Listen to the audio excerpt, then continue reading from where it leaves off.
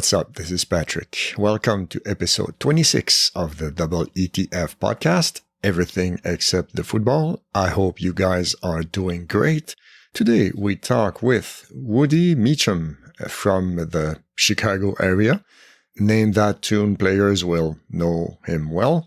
It was a very interesting conversation. I mean, we didn't know each other that much, but I learned to get to know him better, and it was interesting conversation with many different topics and some unexpected ones as well. So this is part one, and next episode will be part two with the quick and quirky questions, of course. So if you want to join us, but first, if you want to join the awesome club, we have a new member. Tony Greathouse was nice enough to contribute financially. So if you want to be part of the awesome club and join Carly, Kevin, Josh, Nick, and Bags, Carly again, Hector, Tom Neuerberg, and Tony Greathouse, you can do so at paypal.me/EETFpod. You can also drop us a review on iTunes or wherever you listen to podcasts. That would really help us. That would help listeners discover the show. And that would be nice. So please go ahead. And if you want to reach us, you can do so on Twitter at EETFpod or by email at eetfpodcast@gmail.com. So without further ado, here is my conversation, part one of my conversation with Woody Meachum. Thanks.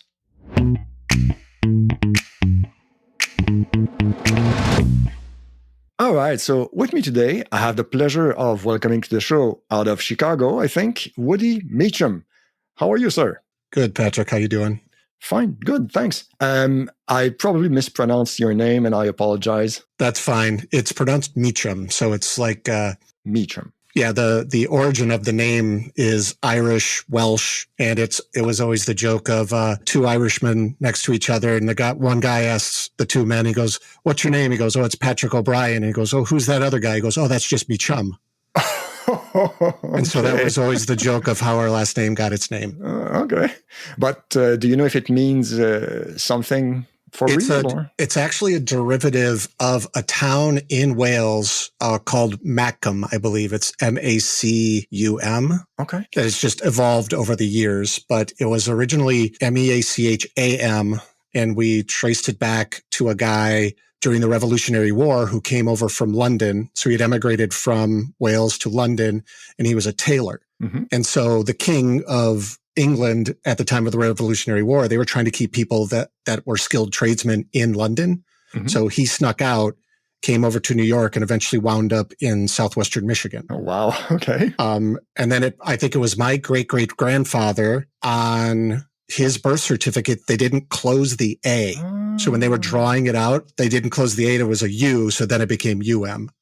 So I have a cousin who did genealogy, and she's traced all this stuff back. And so that's why I love being able to have the story about, oh, I know just because somebody couldn't close an A, we are spelled UM. Yeah.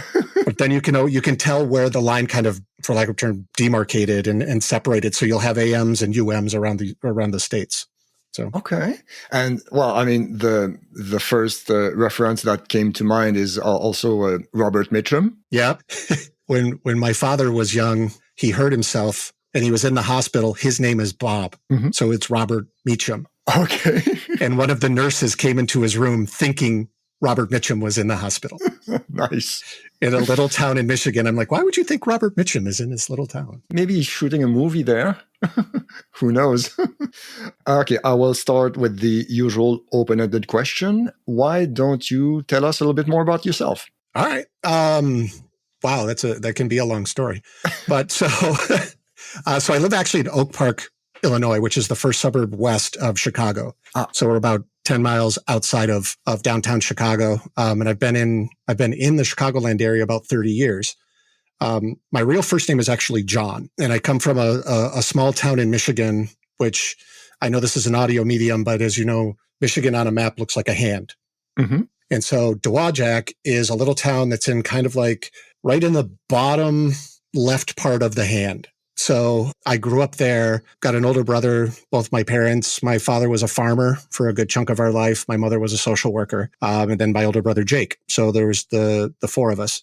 I then I went to university or college at a place called Ferris State, which is in the middle of the hand of Michigan. Okay. They're mainly known as a hockey school. So actually we have like almost 2/3 or 3/4 of our team were all Canadians. So that was kind of interesting. Nice. I went there to study television production. Or actually, no, I went there originally to be an optometrist. Oh, okay. And I just hated it after like the first half a year, kind of like pre-med. And the reason I went to that school was it was one of 15 optometry schools in the US. Only 15? Yeah. Well, at the time, I don't know, there could be more. Okay. Okay. Interesting. So when I didn't like the optometry thing, I went to a guidance counselor and she's like, well, what do you want to do? I go, I like to make things. It's really what I like. And she goes, okay, well, we have a plastics school where they, make plastics for like cars and stuff like that. And she said, we have a television production that mainly focuses in like business to business video production. So as opposed to making like feature films, you make like training videos. Okay. So it's kind of specialized. I went and met with a guy at the plastic school and it was like, okay, I could make plastic. Okay, whatever. It wasn't that exciting. But then I went to the TV school and I met with a teacher and she was like, oh, you're going to love this. I'll sign you up for my photography class. I'll just sign you up for this other class. You're going to be in this department now. And I went, okay. So fine. All right.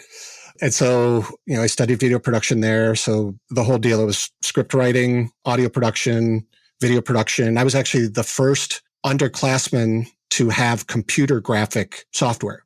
Oh, all right. So this is back in the late 1980s. Yeah. And so they had only let the seniors touch it, but because I had computer background, because I had Radio Shack computer when I was a kid, they're like, go ahead and you can use it too. I'm like, cool. And so that's where I really got into the computer side of it. The best part about the program was you got to go on an internship, and it was a paid internship, which was kind of a big deal. For the most part, our group was sent to Detroit, and you were going to work for one of the auto manufacturers, or you went to Dow Chemical, or you went to Amway.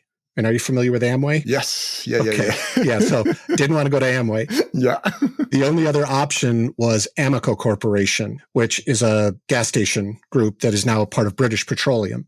Okay. But at the time, they were a big petroleum manufacturer. And it was in Chicago. And so they were talking about what internship do you want? And I stood up in class, I go, Chicago is mine. Nobody else can have it.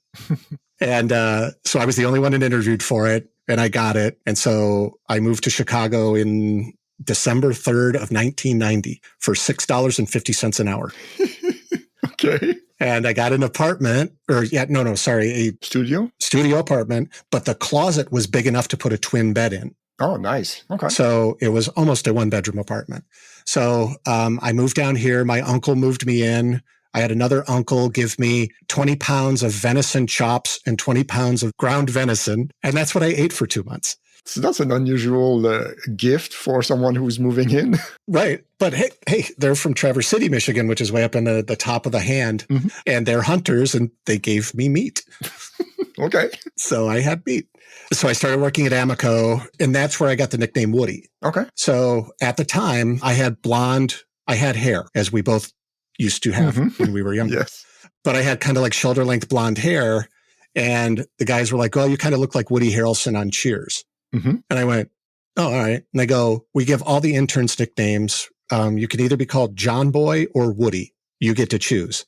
And I'm like, why Woody? And they go, well, think about it. When you call somebody on the phone, what are they going to remember? There's tons of Johns out there. But Woody, it's almost like you're rebranding yourself. And I'm like, all right, cool. So from that point on, I became Woody. It could have been a lot worse. Right. Yeah. So I did that job. So the internship was 6 months. So I got done with the internship. They didn't have another intern to come in, so they kept me on. So I actually worked there for a year. And then when I was done, they put me on project work, and I worked there for about another 6 months. So I worked for about 18 months. And when I got done with that job, my boss at that job put me in contact with a guy who owned a company that would do video equipment appraisal. Okay. So for like TV stations or video production houses or things like that, banks would hire him to go in and do appraisals to underwrite for loans. Okay. So basically saying your equipment's worth this much, so we're gonna write you a loan for that. But then if they defaulted on that loan, we were repo men. So we would actually go in and rip the equipment out, bring it back to our warehouse, and then sell it to TV stations. Did you have to do that often? A few times. Okay. Only one time we flew to Dallas. We walked into the station. The owner of the station came out and said, we've got an extension. So we turned around, came back, flew home. Okay. But we handled some big stuff. There was a thing in the US called the Financial News Network in the late 80s. Okay. That went under. And so we got all of their equipment. And so that was really the basis of what it is. And what I really started to do there, though, was I would build for churches and things like that, small video production kits. So like if they wanted to film their masses or whatever, we would help equip them to do that. And then we also helped equip a former football player. He passed away a few years ago, but his name was Doug Buffone. Mm-hmm. He played for the Bears.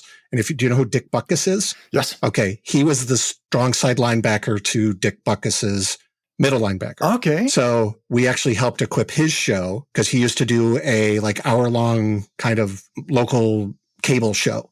And so we helped build a system for him to put it on his deal. So that was actually I learned the most because that's where I actually got into marketing, which is kind of what I do now. Mm-hmm. So we would buy advertising and I would do catalogs and database marketing because, again, I had my computer background and we would do that kind of stuff. So it was one of the most interesting jobs, even though it didn't pay very well. I learned so much from Jim, who was my boss at that time. But then the other cool part about it was he built a studio in the building where we worked, because he was a former documentarian. Oh, okay. And he actually did a documentary on Chernobyl in 88. Oh, wow. That was 2 years after the fact. Okay. Right. And so he had great stories about going over to Russia and filming all of this stuff. Jesus. But the cool thing about it was one of the other guys that we hired to work with us, a guy named Dave, he was in a band in Chicago. Mm-hmm. So it was Dave and Joel and Reverend Mike, and I can't remember the drummer's name, but they were a band called My Cousin Kenny.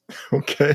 They played around Chicago. The interesting point of that is Joel, who was the guitar player, he was the son of a Chicago, I can't even remember really what he was, but he was just like a Chicago newscaster, let's just say. Mm-hmm. But then Joel ended up, once the band broke up, he went to work for a record company. He was the AOR guy who signed, I'm blanking on their name. Boy, this is just like our game. I can't remember the name of the band. The Arms Wide Open guys. Scott Stapp. Okay. Shit. What's Scott Stapp is Jesus. I'll have to look it up, and I'm sure that we'll have to. And everybody's yelling at it right now. Yeah, people are screaming at their phones right now. Exactly. Scott Stapp. Creed. There you go. Yes. Yeah, he was the AOR guy that signed Creed. Sorry. Can you refresh my memory? AOR. I can't remember what it stands for. Again, people are yelling at but they're the guy who works for the record label that identifies new talent and signs them. Okay. Anyway, he was the guy who signed Creed and gave them their first record deal. But so one of the fun things was, though, is because we had the studio there, I actually recorded that band. So I kind of, for lack of a better term, I produced a couple of demos for them. Okay. So that was kind of fun. And then I recorded my own stuff and shot my own videos and that type of stuff just because I was a single guy and I didn't have any game with the women. So I just would hang out at the studio and write music. So then I left that place after about 3 years and I went to an internet service provider. Mm-hmm. So that was based here in Chicago, where one of the guys who I worked with the guy who actually gave me my nickname Woody went to work at that company. Mm-hmm. So I worked there for a little bit. Then that didn't really work out. And I wound up working at a staffing agency where I would work and interview people and put them to work doing desktop publishing and Photoshop and design work and those types of things. Mm-hmm. And then one day somebody came to us, and I already knew that stuff, so I could do Photoshop and Illustrator and all of the desktop publishing work. A company came to us and said, "Hey, we need a website. Do you know what a website is?" And I'm like, "Well, yeah." They go, "Do you know anybody who could build those?" I'm like, "Oh, yeah, we got people that can do that." We didn't have anybody who could do that. So this is, I would say, 94-ish. Mm-hmm. And so I went home that weekend and I learned HTML. And then I got back and I found one of my Photoshop guys and we built a website for somebody. Wow, nice. HTML in a weekend. Yeah. Well, back then it was super easy. So all you had to do was build a page. That's true. So started doing that actually more and more through this company. And then a guy who I worked with at that company went to work for a media agency in Chicago. And what a media agency does is we're the ones that are responsible for putting an ad in front of somebody, not necessarily making the ad. Okay. So it's like we determine if it's going to go on TV or radio or a billboard or on the internet. And so that guy was going to leave and move to San Francisco to work for this company called Apple and work on the first Palm Pilot. Oh, okay. So he went out to do user experience design in the first Palm Pilot, and he recommended me to this company. And so I went over there and built versions 3, 4, and 5 of NutraSuite.com. I built stuff for Illinois Power, the Chicago Convention and Tourism Bureau. So I was building websites and building banner advertising back then. Mm-hmm. And then in about 99, that company spun off into a digital ad network where you could put your ad on a bunch of different sites. And I went over there originally to build their website. I was going to be in charge of that. But then I was like, well, wait a minute. You need marketing stuff done. I can do that. And then I said, you need somebody to run the IT. I can do that. And so I just started grabbing and taking things and saying, I can do that for you and it'll save you money. And I said, if we do it this way, I'll save you $300,000 a year. And they're like, cool. So at that time, I was then, it would have been at 30, the VP of technology for this company. And we had 5 offices with about 120 people across the US. And I helped manage all the IT infrastructure and that type of thing for them. Wow. I then got into, so there's a lot to do with the internet and just all the different inner workings and things. I ended up leaving that company and going to work for a consulting company. They're now part of Andersen Consulting, if you know the big global Andersen. Yeah, that rings a bell. So I did some work for them where they were trying to stand up a digital media practice as well. And I did some work for Procter & Gamble, was kind of one of the big ones, and just some other smaller ones. But Procter & Gamble was the biggest one I worked on. That was pretty fun. And then left that place and then went to another company where another media agency, one of the bigger ones in the world called OMD. Not the band. Not the band. No, I know. Everybody says that. Yeah, sorry. Too obvious. I know. You have to. And so then I went to OMD and I got that job because of somebody I worked with at the network. He was like, yeah, we need somebody to come in and do digital analytics, which is just looking at the data and the back end of how media performs and look for trends and look for ways to optimize and things like that. So I started doing that for H&R Block, which is the tax preparer. I don't think you guys have absolutely. them. Do you have them up there? Okay. And things like State Farm Insurance and the Illinois Lottery. And I actually helped launch the mobile app for the first online gambling. Well, it's technically not gambling, but first online gaming in the US. So I helped launch the website and the app for that. Okay. That was fun. Yeah, it must have been, how can I say it? It must be complex because you have the legal part of it. You have the, it has to be secure and it has to be really random. It has to do what it says, Right. And and the whole thing was you had to be in the state of Illinois to play it. Oh, really? Yeah, because of the laws. Okay. So what year are we talking about? This would have been 2012-ish, I think. Okay, so if you're in your car and you cross the state line and you play and you win, then you cannot claim. You couldn't play at all. You had to buy the ticket before you crossed the state line. Ah, okay. So it was kind of okay. easy So that way. you couldn't play directly on your phone. You could. Okay. You could. You buy it on your phone, but if you happen to go across the state line while you're trying to buy the ticket, it won't let you do it. Ah, okay. That's what I was. Right, It's a geo-based on location. And actually at OMD, that's where Kevin Hartbarger was my boss. Oh, I didn't know that. Yeah. Okay. So Kevin was my boss for a little bit and by the way, for those people listening, previous guest of the podcast, Kevin Hartbarger. Friend of the show. Yeah. So he was my boss there for a little bit. Then I left from that company. I'd been there. I was like there 8.5 years or so. And I went to another media agency called Zenith to work on Oracle. So the massive software company, Oracle. And that was a global role. And so the one thing about it is every client I'd ever worked on, for the most part, was 2 hours away from Chicago, either by flight or by whatever. The only one outside of it was I worked on BMO. So Bank of Montreal. Oh, yeah. Okay. Yeah. So I would go to Bank of Montreal. Yeah. Okay. Yeah. So I would go to Toronto every once in a while, but those were always just day trips. But for the most part, I'd never traveled outside of the country. That's weird because, here we call it Banque de Montréal, but I've always heard BMO. Is it BMO or BMO? Well, they call it BMO down here. Okay. Maybe they do BMO here. I don't know. Okay. Interesting. Okay. Yeah. So the fact that I got to work on a global role was kind of fun because I got to go to England 3 times and I got to go to Singapore once. Nice. And Singapore was fun because I got to travel business class, which is, the big lay down seats and all that. That absolutely was choice. I recommend that to everybody. Absolutely. Have somebody else pay for you to fly business class. So I was there for 2 years and then I left and went to another media agency here in Chicago called Meachum, which is part of WPP, which is based out of London. And I've been there a couple years and I oversee what's called the Business Science and Analytics groups for Chicago office, LA office, and the Ann Arbor office. So I have 5 directors that report into me and about a team of 40-ish. So that means you're trying to spot patterns and trends. Correct. Okay, for all kinds of media or something specific? No, for everything. So that's kind of the thing is we look at everything from display advertising to mobile advertising to social. So Facebook, Twitter, Pinterest, just starting to play around with TikTok a little bit, Snapchat a little bit. But we also look at TV data or survey data based upon how people are responding to the media. So like, does this make you happy? Does this make you think of the company more? Does it make you want to buy from them more? So it's a lot of putting together those types of insights and then giving it back to the teams, the planning teams to say, hey, we recommend you do this.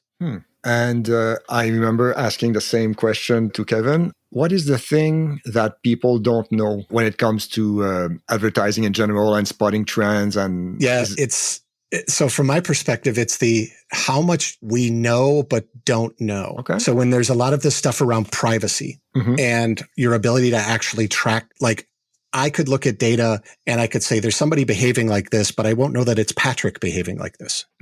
So that's the part about it is it's really hard to stitch all of that stuff together to actually find out somebody, but you can make enough patterns to make inferences on what's good or bad. And oftentimes what I tell people to do is I say, look for outliers first and identify if it's a positive or negative outlier. Then you'll find a trend and then you'll find some sort of a pattern that you can tell that. So, and also the amount of work it goes in to do some of this stuff is bananas. You know, like a spot for the Super Bowl next year, they're already working on it. Wow. Actually, your answer was a little bit similar to Kevin's, so I guess you guys are well trained. But also, I remember asking that to Kevin as well. Do you have to work with numbers more or less than you thought you would originally? About as much as I expected. So where it's a little bit different for me is there's an aspect of the business that's data modeling. So it's using historical data to then do regression or Bayesian models to develop a certain trend that you're supposed to use to influence future behavior. I never had to get in that deep into it. So basically what I just explained to you, that's about as deep as I need to go. Okay. I've got other people that are like, have their MBAs and PhDs in statistics and I just give that shit to them. And I'm just like, you guys go do that. Math and stuff like that. Yeah. There's still a lot of it, but like, I've never had to really apply a lot of the algebra that I learned in high school and stuff like that. And I never took calculus, okay. You know, but I can do this stuff. So to me, it's more the technology that sits behind it because there's tools that are smarter at doing the math than I am. So I'd rather just use the tool. Yeah, sure. It makes sense. But if we can rewind a little bit, you said a few minutes ago that you were looking at optometry first. Is there any reason why? What interested you in that originally? Yeah, I thought it would be an easy doctor. Okay. Okay, that's good. That's good enough. You know, for 18-year-old stupid me, because I was like, you're looking at optometry or chiropractic medicine. And I just thought, the eye's not that complicated. That was really the rationale behind that. But the part of the story that I've skipped over is I've been married to my wife for, it'll be 25 years in October. We have 2 kids. So I have Abby, who's going to be 23, and Ian, who's going to be 21. Nice. And can I be horribly rude and ask you how old you are? I am 52. All right. Wow. Okay. 25 years. That's impressive. Well, and looking through the questions you sent over, I realized that so many of them are actually more aligned to the family part. So I'll save some of those stories for when we get into the questions. Some can be applied. Yeah, that's true.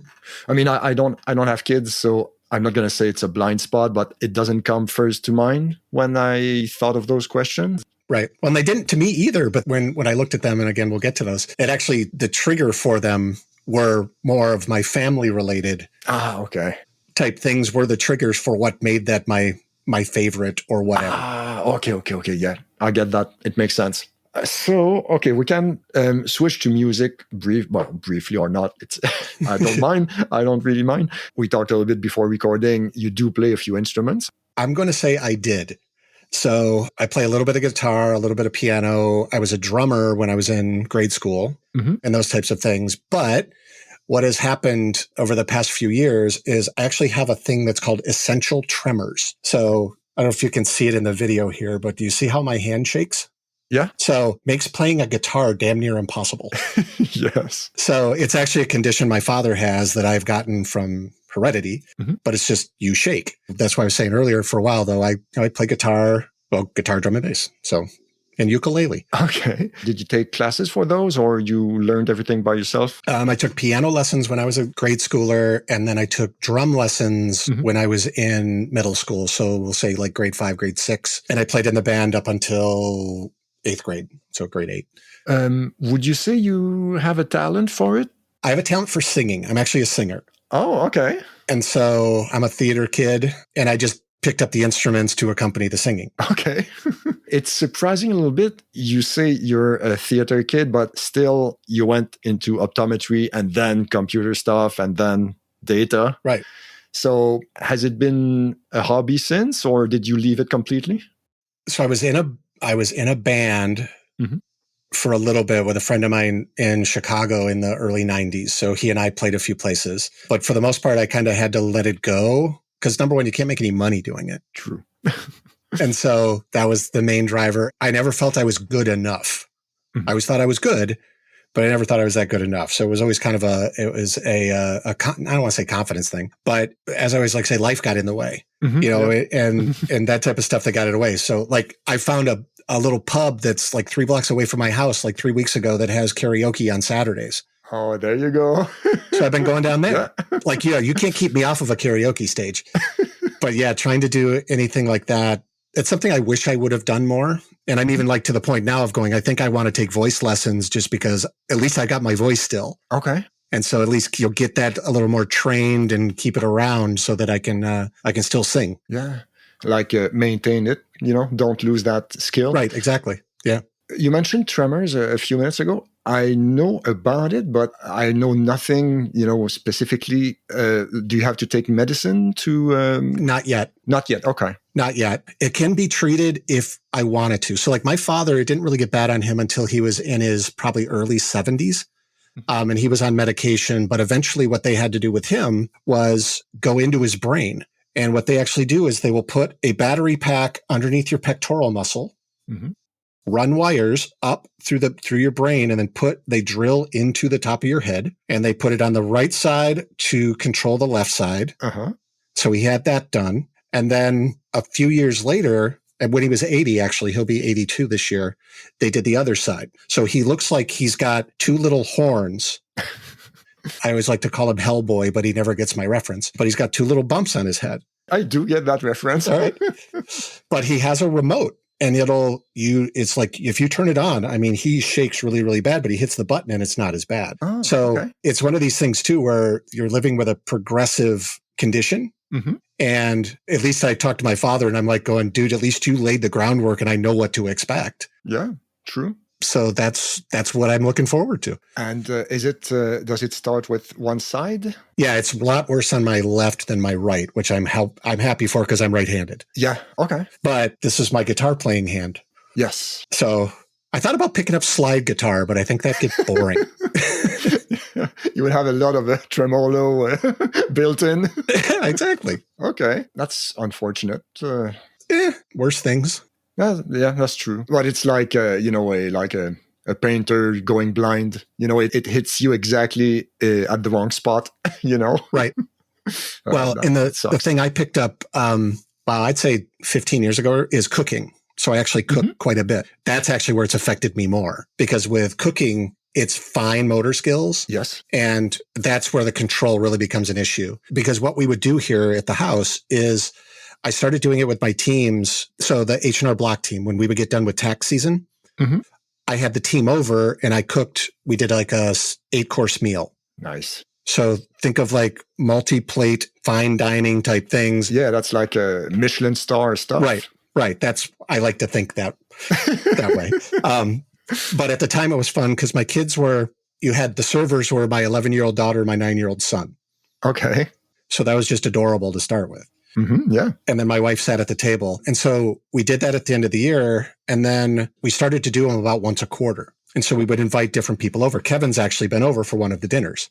Okay. And that was kind of fun because we had to make a specific menu for some people, and it worked out actually being really well. And another thing was that a business organization here in Chicago caught wind that I was doing this. Mm-hmm. Because what they would do is at the Christmas party, so like the industry Christmas party, I was a director. So they would put us up for auction, and people that work for companies could bid to come talk to me. Okay. And it was a fundraiser thing. And I'm like, well, I already talked to everybody. Why do you need to spend money to talk to me? Because the guy who bid on me was like a guy I like meet all the time. I'm like, Justin, why are you bidding on me? He goes, it's for charity. I'm like, all right.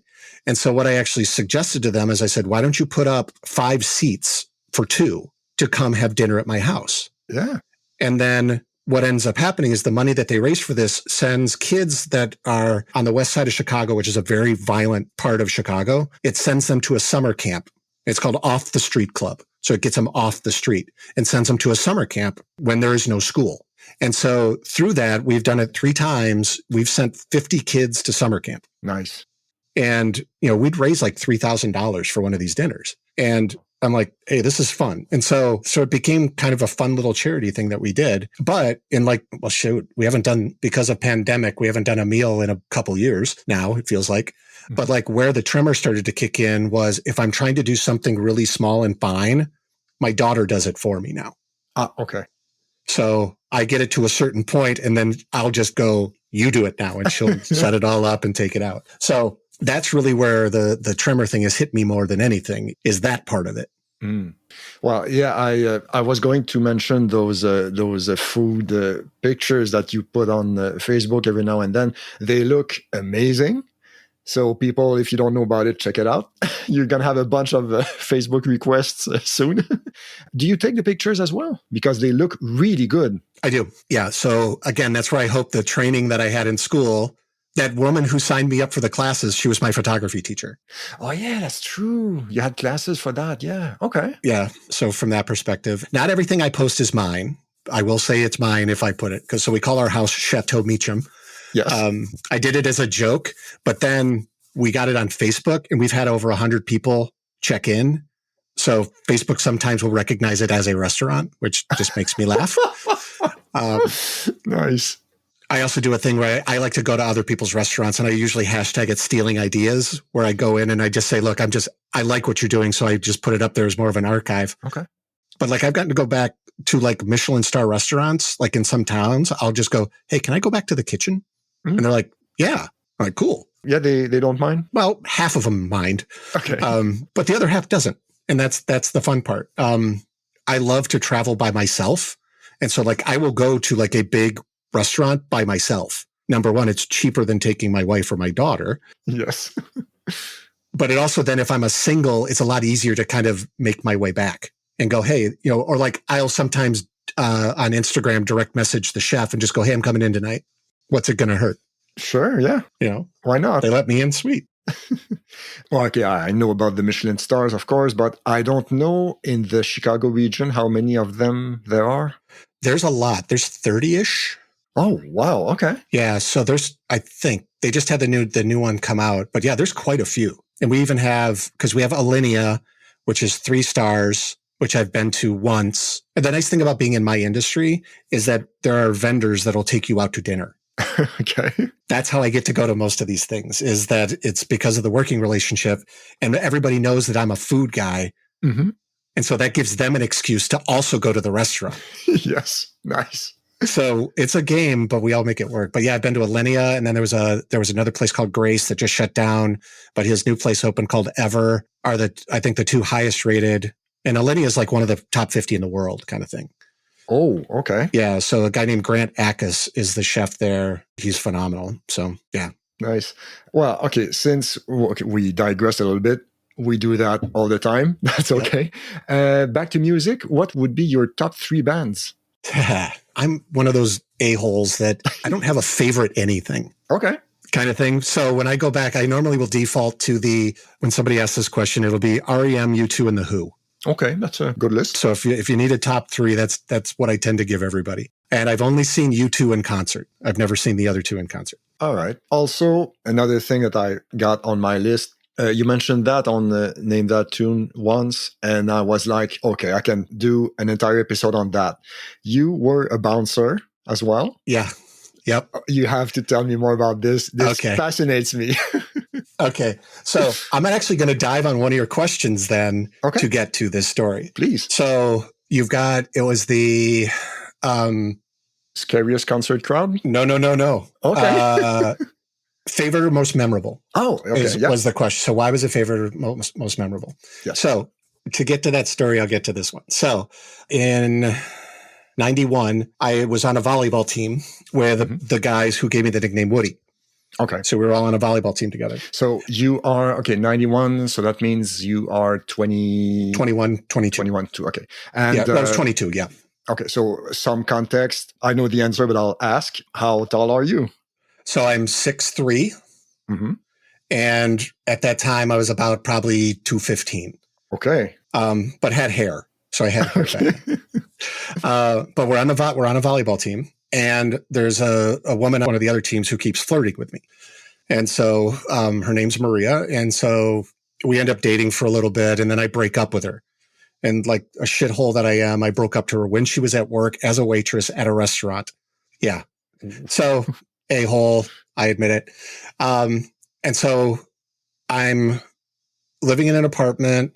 I go to a bar with some friends. There's a bartender there named Andrew. We become really close friends. He's like, hey, there's a band called Bare Naked Ladies playing at the Vic Theater. I'm like, oh, I kind of heard of them. Gordon was the only thing that they'd had out at the time. So I'm like, sweet, let's go. Let's go to the concert. Okay. So we go in and there's a waitress running around. I'm like, she looks familiar to me.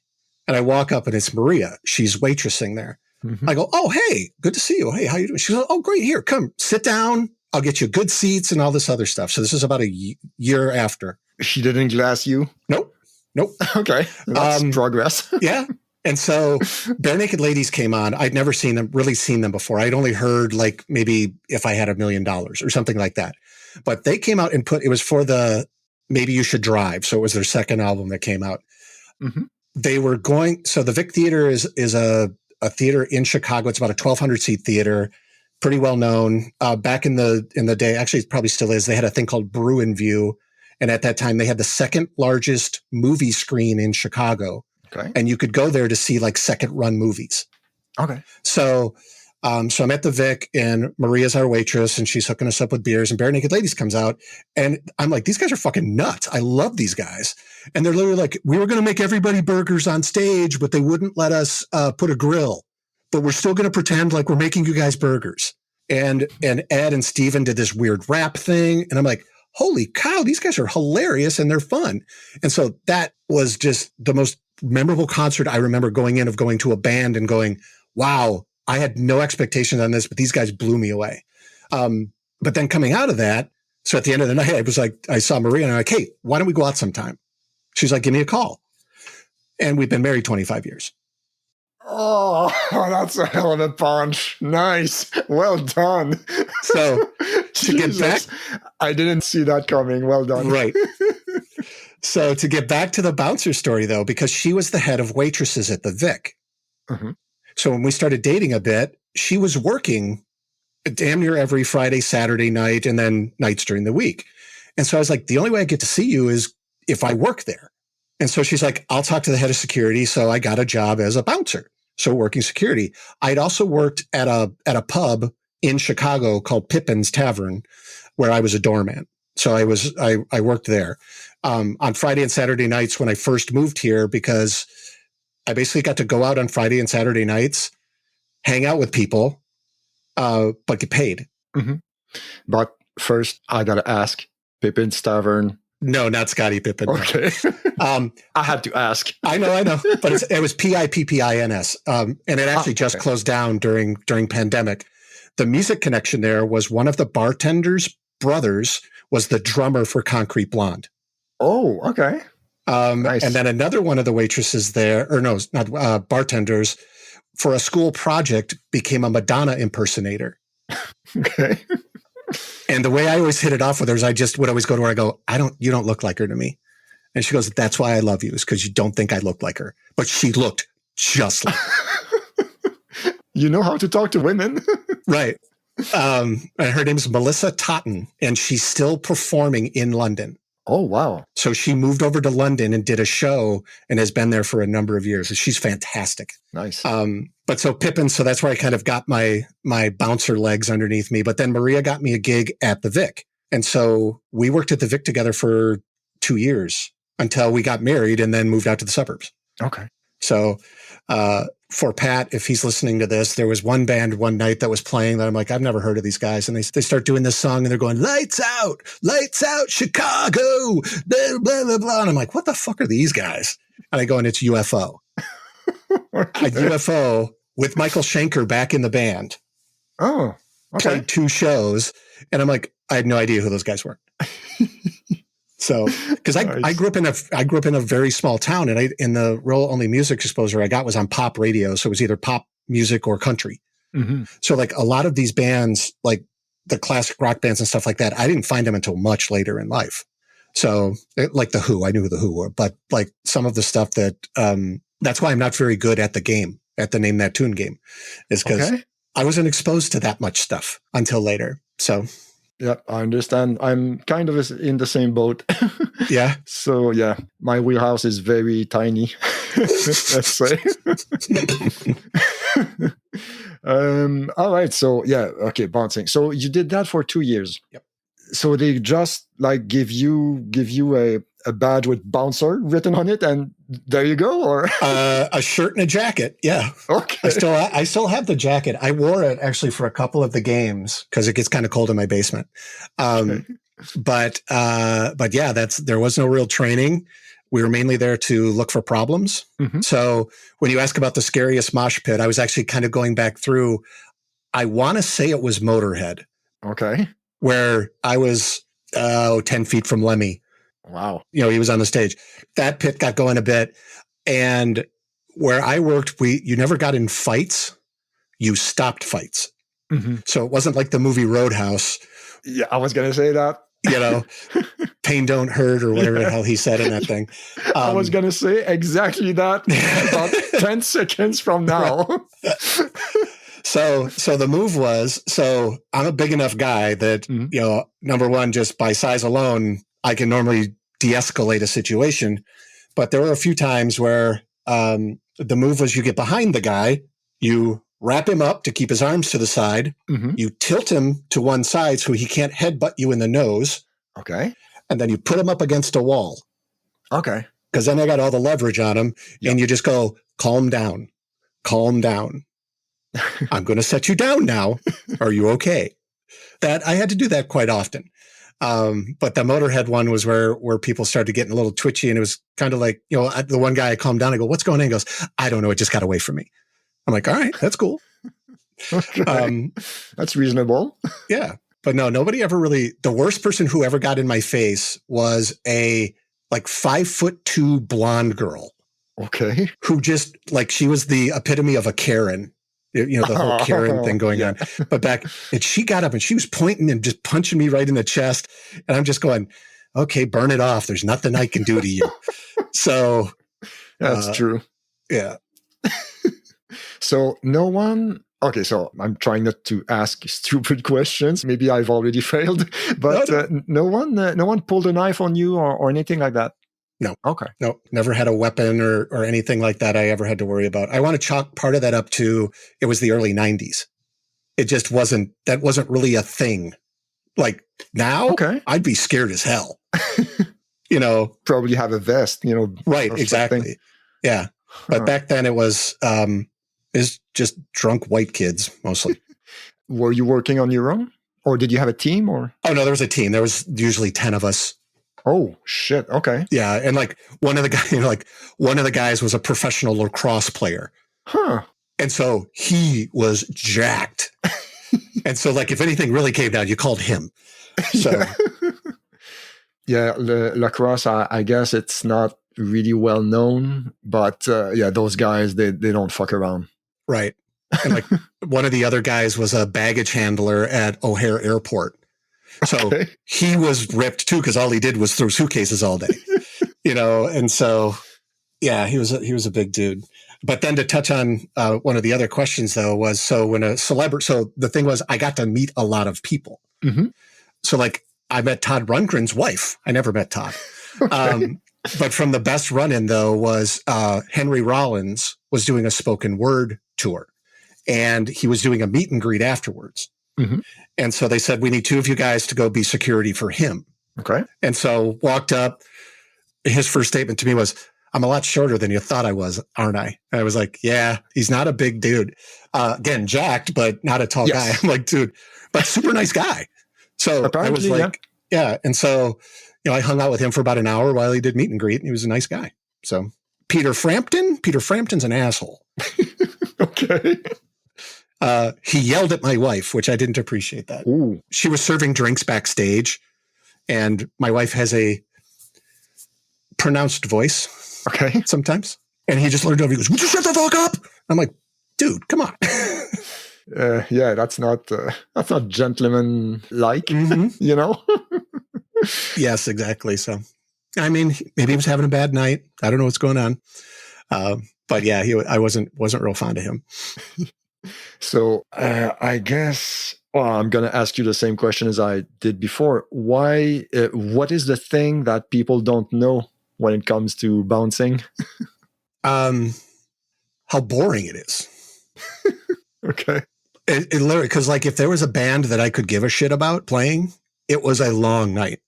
There was, because I was actually going through the list to see who had been playing there, and there were bands that I just had zero desire to listen to them. And so when you know that you're going to be there for 3 hours listening to crap you don't care about, it got really boring. Yeah, you almost hope that a fight breaks out. Right. But it's not like a Jewel, not that I have anything against Jewel, but like a Jewel concert, there's not going to be a fight breaking out at a Jewel concert. Probably not. Right. Overall, did you enjoy that job?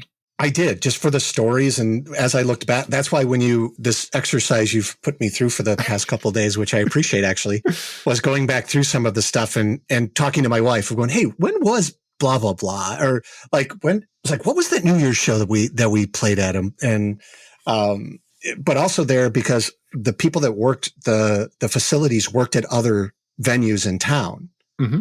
So like we got to, I know John Lamro won't like this, but we got front row tickets to Counting Crows when August and Everything After came out. Okay. Because we knew the security guys. We just walked up and they're like, hey, where are you sitting? We're like, oh, up here. I go, screw that. You're down here. I'm like, sweet. So, so yeah, for a guy in his 20s, even though I wasn't a single guy in my 20s, it was a fantastic job. It was, I mean, again, because I got to see concerts for free. How can you beat that? Yeah, absolutely. And, I got to hang out with my girlfriend at the time, and we had a shared experience with it. And it's something we look fondly now. Like my daughter will occasionally wear my wife's old Vic shirt around. And it's just kind of like, oh, that's kind of cool. So yeah, it was fun. It was really fun. Yeah, that's the unexpected benefit of those questions. It turned out to be a nice walk down memory lane for most guests. So that's cool. Exactly. And I didn't do that on purpose. I didn't think of that when I found those questions. Okay, so if we can switch gears, I'm just going to ask you straight up, are you a big sports guy? I am. So, all right. Yeah. So tell me more. I always have time for sports. So yeah, I'm one of those, so I would say I'm probably a baseball guy first, mm-hmm. then basketball, then hockey. And then I kind of basketball and soccer kind of tie. So the thing about soccer that I like is it's on Saturday mornings and Sunday mornings when there's other sports there isn't on. True. But I found myself watching like the Euro Cup mm-hmm. and then watching the Copa America. Yes. And the thing I always explain to my wife, because my wife tricked me into thinking she liked sports. Because one of the first pictures she showed me was her in a 85 Bears jersey. Okay. And I was like, oh, cool. You like sports? Cool. And then she finally was like, no, I don't really like sports.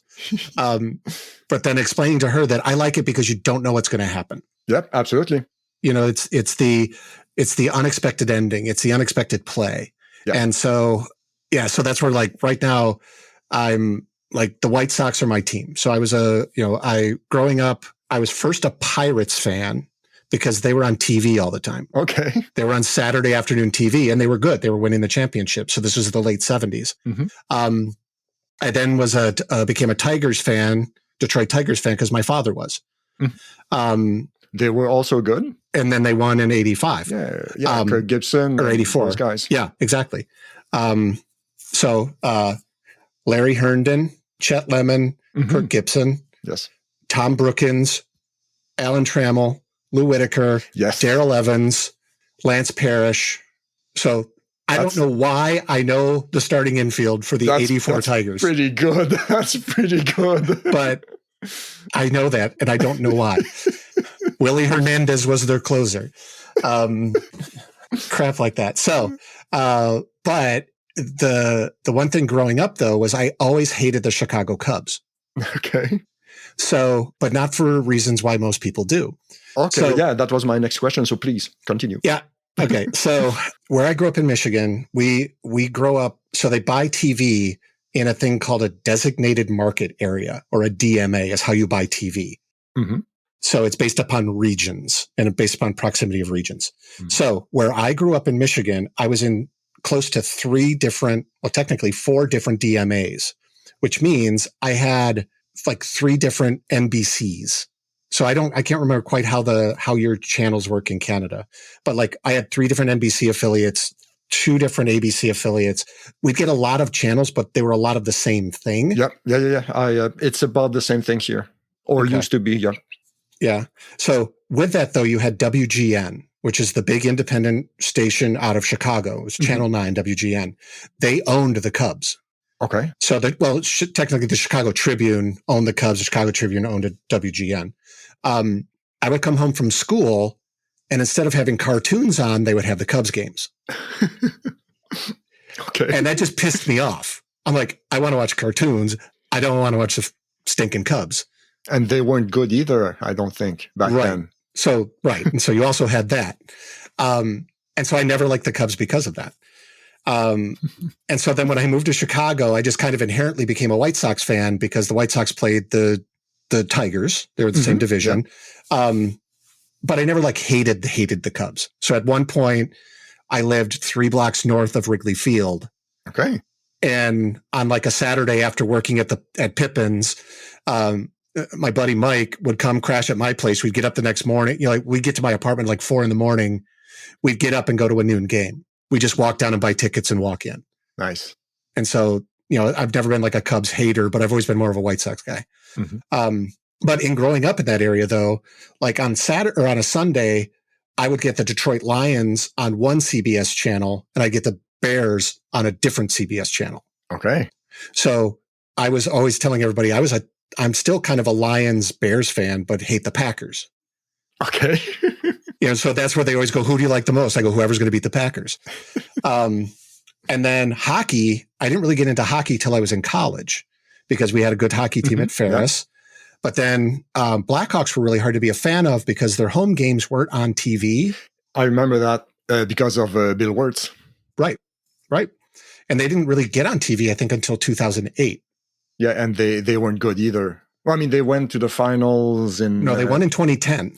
Yeah, but before that. Right. They went to the finals against Pittsburgh in 92, I think. Right, with Eddie Belfour. Yes.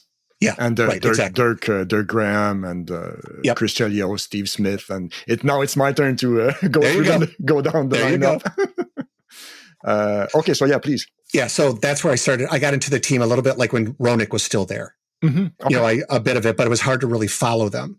And so when they started getting really good, when they got on TV is when I became a bigger fan of them because it was just easier to pay attention and figure out who they were. Absolutely. And then of course they went in 2010 and in 12 and 15, I think. Yes. Something like that. No, wait. 10 Chicago, 11 Boston, 12 LA, 13 Chicago, I guess, right. 14 LA, 15 Chicago again. There you go. 16, I'm not sure. Pittsburgh, maybe. Anyway, yep. Yeah. We are going down lists tonight. I know we're good at that. And then with soccer, for some reason, I was watching a World Cup game or something like that, and I really liked John Terry. Okay. I don't know why, but there was something about massive asshole. That I didn't know that. Okay.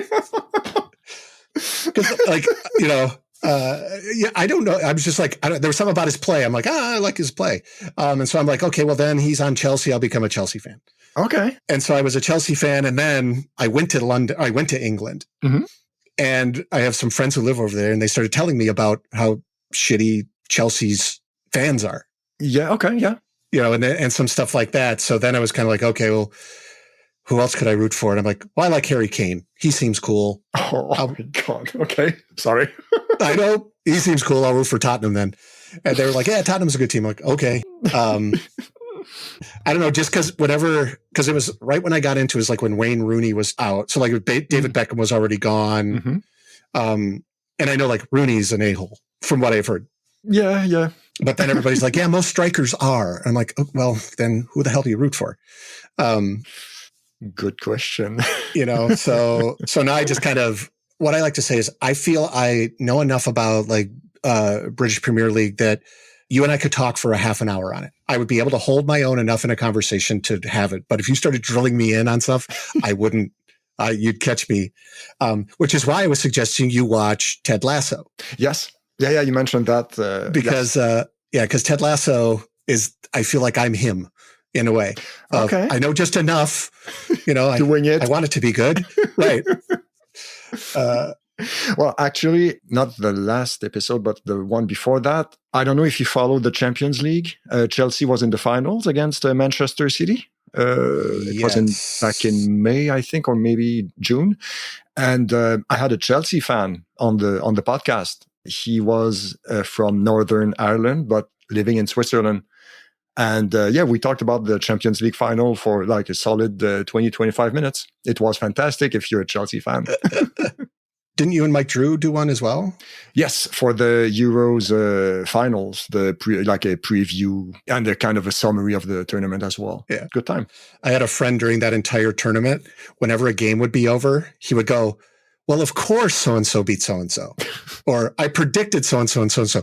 And nobody knew he was joking. Okay. That he was like, oh, I predicted everywhere. Of course Italy is going to beat England. How do you not know that? You know, it was really fun. So, okay, you mentioned going to England a few times for work, but did you have the chance to enjoy the city as well? I did. Well, I'm trying to remember if it was the last time I was there. I'm guessing you've been focused on London? No, just London. I was only in London, yeah, because my office was there. The second time I was there, I got to get out and walk around. So I went down to Buckingham Palace, went by Big Ben, went by the Eye. And because being the restaurant guy that I am, I hit, I want to say 4 restaurants the first day and like 6 restaurants the next day. Jesus. just because I wanted to get it in. And so I did that. I had a really good time there. Again, by myself, just walking around, because then I don't have to worry about anybody else. True. But the second time I went, I had it all lined up, 1 Michelin star restaurant, the whole shoot mat, and I get it to the dinner. It's a place called The Kitchen Table. Okay. It's the back of a place called Bubble Dogs, which is a champagne and hot dog bar. Holy shit. I've never heard that sentence before. Okay. Exactly. But the back of it is the chef's table. The guy who's in it was on like one of the Iron Chef Iron Chef World competitions or whatever. James, I can't remember what his last name is. But I go in there and this is like a 12-course kick-ass meal. And I'm there and I'm like, dude, I just don't feel good. And I'm eating and I'm like, this is fantastic. But I'm like, and it's one of these things where you sit around a bar and he and his chefs are making the food in front of you and they bring it up to you. And I'm like, man, I just don't feel well. And I'm staying at my first Airbnb that I'd ever stayed at. Okay. And it was what I thought was a 1-room apartment was a room in someone's apartment. Oh, okay. And so I got there and I'm like, she's like, yep, you're in this back room here. Take off your shoes. We don't wear our shoes in here. I'm like, yeah, I get that. And she takes me, and she's basically like, here's the room. And it's a bed and a table. Okay. And I'm like, do you at least have Wi-Fi? She goes, oh yeah, here's the Wi-Fi password. So I get done with the dinner. I'm like, boy, I'm just not feeling well. And so I go back and I lay down. I wake up the next day and I'm like, man, I still feel like crap. So what am I going to do? So I go down, there's a big one of those big open air markets that's that's down. And so I went and walked around there a little bit, but I don't have any appetite. I'm like, God, this really sucks. And so like, what the hell do I do? Well, Avengers Endgame had just come out. And so I'm like, screw it, I'll go to a movie. And so I found a 40-seat theater that was showing Endgame. Nice. That was in the first floor of an apartment building.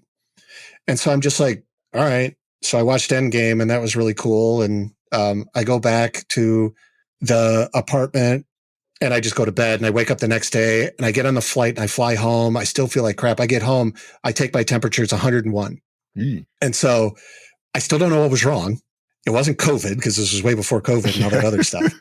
But so the second time I had plans to do so much more, but I was sick. So that was the last time I was there.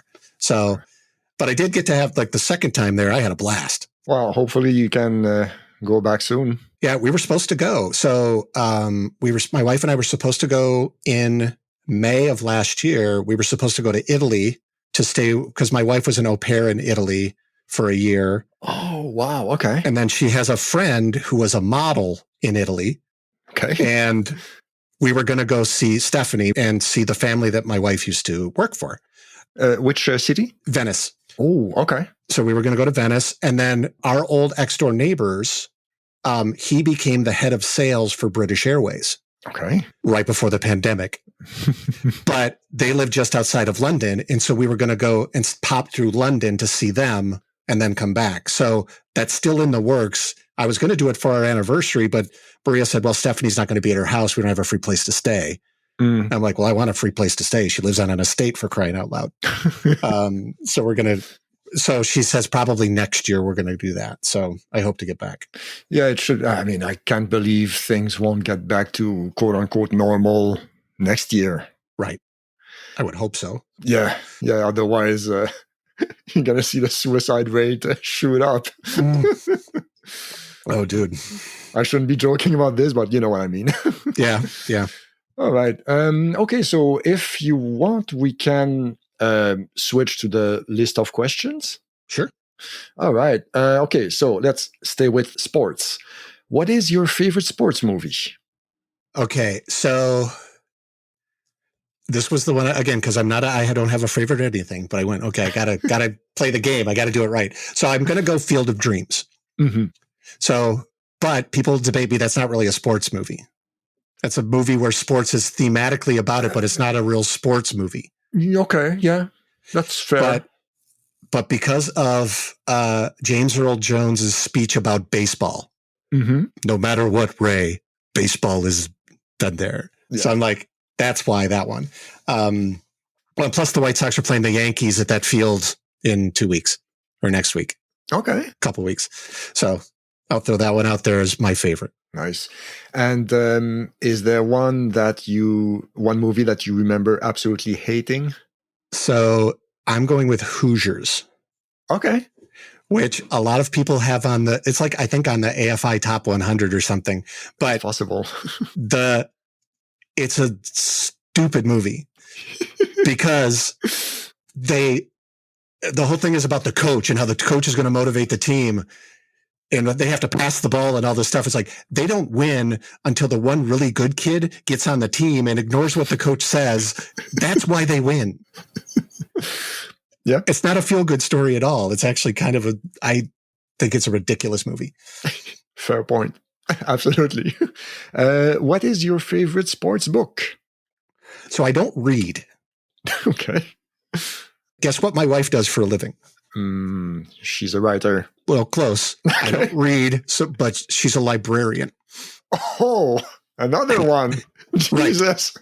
We have tons of them. I know they're all over the place, but no, she's been running a library. The one she's been at like 12 years. So she's been running the library down there. But so I don't read. So how I was going to answer this is instead of a book, I'm going to go documentary because I watch movies. I consume visual media. Okay. And so with that one, I'm going to put out the baseball documentary that Ken Burns did. Yep. Okay. If you haven't seen it, it's one of those things where if it comes on TV, I'm not leaving. And just the amount of information that thing covers and the way he explains it is so fantastic. So Baseball by Ken Burns. There you go. Good answer. Okay, so next question. What is your earliest memory of a sports event? Not in person, like on TV or radio or... Oh, so, okay, because the first way I thought about the first one I actually really remember was playing T-ball with my brother, but I don't think that's what you meant, really, right? No, actually, it could work because it works because it is the sport, because it was one of the, I'm going to say, last times my brother and I actually, I would say, were forced to do something together or did something together. Okay. We were on the same T-ball team. He's 2 years older than me. So there, at a certain point, the age ranges for how sports is around here is you're in different leagues. Yes. And so it's the last time I remember he and I were on the same team, and it was just T-ball. And I just remember that was kind of the first thing. Because then later on, I remember he'd come to my games or I'd go to his games or whatever. But if you're talking about like a TV event, then I would have to say it's one of the Pirates winning the World Series in the 70s. So it's one of those We Are Family teams. So 79, I think would have been 79. 79. So, okay. There you go. That's where, of one that I can remember on TV, that was probably it. Okay. And what would be your favorite or most memorable game that you saw in person? All right. So this is one we're going back to family. It was actually, I was trying to figure out the math on this, but it was actually taking my 2 kids to their first game. Oh, okay. So I took them to see the Chicago White Sox. I want to say, I was trying to figure out the math on this one. I want to say it's probably 2008. And we went to the game, and it was early in the spring, and it was cold, and I had to buy them both sweatshirts. Okay. So I had to get them both hooded sweatshirts, and I took a picture of them, and my son was pulling his lip down like this. And I take the picture, and I still have it, and I finally am like, dude, what are you doing? He goes, oh, my tooth fell out. Oh, okay. And he wanted to show everybody in the picture that his tooth had fallen out. Nice. And this was before like Facebook and all that other stuff. But it's one of the photos I've got it, and I'll show it to him every once in a while. But it was, I believe, White Sox Tigers game at what was called US Cellular Field, but is now Guaranteed Rate Field. But it was Comiskey Park the new Comiskey Park when it opened up. Okay. So nice. Okay, we can switch gears to music this time. Okay. What is your favorite music movie? All right, so this one is a toss-up, but they're both made by the same person, so that's where I'm going to put them together. Is The Commitments and Sing Street. Made by the same people, yeah? I believe so, yes. Commitments. Because they also made Once. Okay, because I thought Commitments was, I guess not directed by that was Alan Ball, Parker. Well, Alan Ball directed the first. Alan Ball? Why do I have Alan Parker in mind? Oh, no, you're right. Sorry, Alan Parker. Okay. Hold on. Hold on. I knew my research wasn't that good. But I thought the screenwriters were the same guys. That's possible, though. I did not check that. That's quite possible. Yeah, Alan Parker, you're right. Yep. Commitments, screenplay by Dick Clement and Ian Lafreniere. Yeah, and then Sing Street. Welcome to Google the podcast. Yeah, exactly. Google the shows. Oh, I guess it's not. Maybe they're up by the same book or something. But I thought they were connected. I thought that Commitments, Once, and Sing Street were all connected. But anyway, it's those two. Okay. Just because the timing of when the Commitments came out, and plus I like, again, kind of to my earlier story about I like to build things. That's what I liked about the Commitments was they built this organism that became the band. And you saw them progress and get better and better and better. And plus that, the guy who was singing, his voice is crazy good. And then Glenn Hasgard from Once was the guitar player in the Commitments. Ah, okay. So I just, in that soundtrack, I played the crap out of that soundtrack. And then Sing Street, which I just saw a couple years ago, that one just snuck up on me. I was like, oh, cool, a kid who makes a band. But just the way that thing too was they built a band and they evolved the music and that type of thing. I really, really like those two movies. It was mentioned on the podcast before. I think it was Andy who mentioned it as his favorite music movie. So cool. There you go. Okay, so next question then.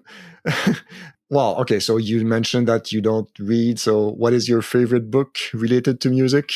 Right. So that one I'm going to go documentary. The last documentary music one that I saw was on Amazon. It's Brainiac. Okay, that rings a bell. It's the band. They're out of Akron, Ohio. Okay. But they were and it's like Brainiac, but the ones or the eyes are ones or something like that. Dayton, Ohio. Yeah, there you go, Dayton. But yeah, that was the last one I saw. I really liked that because again, it was a band I'd sort of heard of in the 90s that then just disappeared, and I didn't realize why. Okay. And then you come to find out it's because the lead singer accidentally asphyxiates himself in his car. Wow. He bought a car that the trunk had rusted out on. And so the exhaust came up through the trunk and he just gradually got exposed to carbon monoxide. Okay. And then crashed his car. Oh, wow. Okay. So it was kind of that sucks. Right. Jesus. But it's just interesting to hear what like all the other guys went on to do stuff and that type of thing. So that was one that kind of spoke to me recently. Okay, next question. What was your first concert? So again, I grew up in a small town and I didn't get out much. And so the first concert I actually got to was Robert Plant on the Now and Zen tour in 88. Okay. This guy opened up for him who I was like, who the hell is this dude? He's really good. And a buddy goes, oh, that's Stevie Ray Vaughan. All right. And I'm like, that dude's great. And so, and this was and I saw it in Kalamazoo, Michigan. And the thing at the time of Kalamazoo was people can look this up. People thought that Elvis was in Kalamazoo, Michigan. Okay. So there was this rumor going around that Elvis wasn't really dead, but he was living in Kalamazoo, Michigan. Yeah. Okay. That rings a bell. Yeah. Okay. So it was at that time. And my buddies were going to Western Michigan University, which is up there. And so I'll always remember because we went to a Burger King or something after the concert and we were like, hey, is Elvis been in here? Yeah. But yeah, that show was fantastic. Nice. All right. So next one. Well, what is your favorite or most memorable concert? I gave you that. I gave you the Bare Naked Ladies ones earlier. Yes. I was going to put up those. Second best was, I want to say 94, but I saw the Grateful Dead at the Rosemont Horizon, which is out by the airport here. And I got seats. I was like 12 rows behind the stage. Oh, okay. So it's played in a hockey arena. Okay. And so they have the seats going all the way around. So we got the tickets right behind the stage. And it was just a very unique way to see a show. Yeah, it must be weird. Yeah. In a good way or? No, it was very fun. We had a really good time. Yeah, it was just super cool. It was my second Dead show. I'd gone to another Dead show at Soldier Field. Oh. And so, but that one, I don't like crowds. I just not a big fan of crowds. And that one, everybody was just packed on the field. And not everybody, but people were on acid and that type of stuff. And I'm just kind of like, bro, I don't need this. Yep, I understand completely. Okay, next question. What was the scariest concert crowd? You mentioned Motorhead. Yeah, that was about no. Actually, the scariest one was that first Dead show. Okay. Because I was there with I brought some friends from college, came and met me. And that would have been 92. Okay. Because the apartment I lived in was when the Bulls won their first, right? That would have been 92, right? No, I do know it was 92 though. Sure. But yeah, that one was just scary because there's just so many people. And I remember just and my friends had all dropped acid. I didn't. But I just remember walking in the crowds going, everybody stay cool. Everybody just keep walking. Everybody just stay cool. It's all right, everybody. Just keep walking. And, I hated that. Yeah, you have to chaperone all of them. Yeah. You know? Well, which again, being the bouncer type that I am, is what I tell everybody is I say, just get behind me. And I can become very large and move through a crowd. So I played football in high school for a little bit and I was an offensive guard. And so I always like to say I used my football background to move through a crowd of people. Yeah, probably was useful a couple of times. Yeah. All right. Okay, so next question. Is there, we kind of have an answer, I guess. Is there a band that turned you into a fan after you saw them live? Yeah, so that was the Bare Naked Ladies show that I mentioned in the earlier thing. Yes. They were great. Because otherwise, I'd only really go to see bands if I liked them already. Mm-hmm. So, but even the Vic show, I was trying to think back through if there were any of the bands there while I was bouncing that I was kind of like, oh, I really got turned on to them, other than going like UFO. I'd never heard of them. So I'd heard some of their songs. I'm like, oh, okay. All right. I know who they are now. And that type of stuff. But there wasn't anybody that I can really recall that I was like, I wasn't expecting to like them, or I didn't know, because I knew all the bands I was going to go see already. All right. Okay. Next question. What is your most memorable, covered that a little bit, most memorable brush with fame? Yeah. So like I said, it was probably, so does this need to be music? Nope. Could be anyone. Okay. All right. I got a better story if it doesn't have to be music related. Please.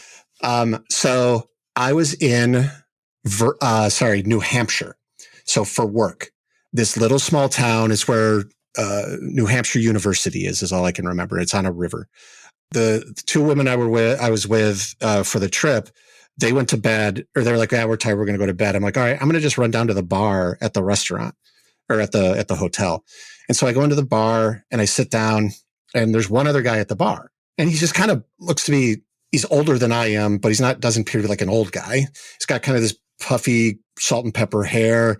He's just kind of talking, and just, I'm an introvert, but I can be an extrovert. Okay.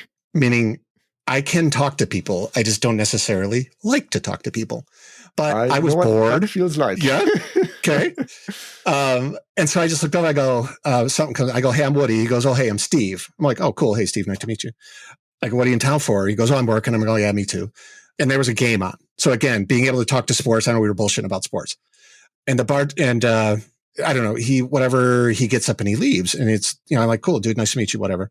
And the bartender comes and goes, do you know who that was? I go, no. He goes, Stephen Bauer. I go, oh, okay. I go, from Scarface? He goes, yeah. I go, no shit. I go and I pull up his picture. I go, boy, it doesn't look like him at all. But he was up there filming, the Boston show with what I had all of this information before, Patrick. Okay. I promise you I did. God, the guy's a bouncer, or no, the guy's a hitman. Ray Donovan? Ray Donovan, yes. So he's up there filming a Ray Donovan episode. Okay. And it was just like, oh, that was kind of cool. And so it was just like one of those rando things where you just ran into somebody. And then I saw him at breakfast the next day. And it was just like, hey, dude. He goes, hey. Nice. Well, actually, he is not a superstar, but he probably kind of enjoyed being anonymous, I guess, for the occasion, I suppose. I think he wished I knew who he was. I kind of got that vibe from him a little bit because of the fact that the bartender came up and was like, did you know who that was? I was like, oh, no, I guess I didn't. But no, he was cool, dude. And then I started watching Breaking Bad. Mm-hmm. And he played the Don on Breaking Bad. He was the Mexican Don on He did. That's true. Breaking Bad. Yeah. And so I was kind of like, oh, that's my buddy Steve. Nice. I forgot about that. That's true. Next question. What piece of music memorabilia would you like in your house? I want a Pete Townsend smashed guitar. Excellent answer. Because I think that could be like a really cool wall art piece. And then just be able to go, Pete Townsend smashed that. That's, that works. That works for me. Next question. And I don't think I've asked that one before.